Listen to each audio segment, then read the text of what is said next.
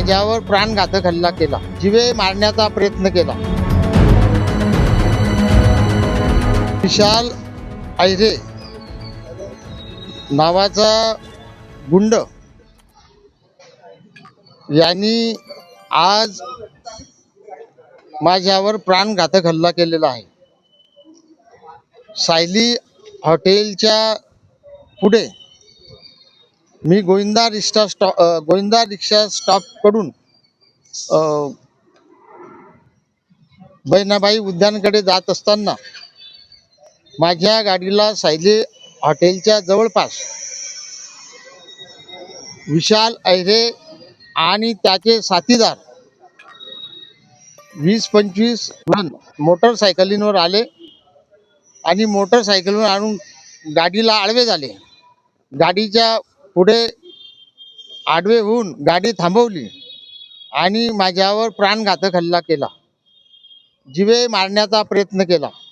मोठमोठे दगड घेऊन गाडीतून मारहाण केली आणि मला जीवे मारण्याचा प्रयत्न केलेला आहे। तेव्हा अशा प्रकारच्या गुंड प्रवृत्तीच्या व्यक्तीला, जो या शहरामध्ये पत्त्याचे क्लब चालवतो, सट्ट्याचे व्यवसाय करतो, 2 नंबरचे धंदे करतो आणि गुन्हेगारी क्षेत्रामध्ये आहे, तो त्याला पोलिसांनी हद्दपार सुद्धा केलेला आहे। त्याच्यावर असंख्य त्याच्याकडे रिव्हॉल्वर सुद्धा सापडलेली आहे। रिव्हॉल्वरने त्यांनी एक वेळा हल्ला सुद्धा केलेला आहे। अशा प्रकारच्या गुंड प्रवृत्तीच्या माणसांनी आज बाबासाहेब आंबेडकर सार्वजनिक जयंती उत्सव समितीचा मी अध्यक्ष असताना माझ्यावर अतिशय प्राणघातक हल्ला केलेला आहे। त्याच्याकडे धारदार शस्त्र असतात। अशा प्रकारे अशा गुंडाला जळगाव जिल्ह्यातून तातडीने MPDA लावून पोलिसांनी हद्दपार करावं आणि त्याच्यासोबत जे 2 नंबरचे धंदे करणारे लोक आहेत त्यांनाही हद्दपार करावं, अशा प्रकारची मी मागणी करीत आहे। आपल्यावर हल्ल्याचं काय कारण आहे? हल्ल्याचं कारण असं आहे की बाबासाहेब आंबेडकर यांच्या जयंतीच्या निमित्ताने मी बॅनर टाकलेले आहे।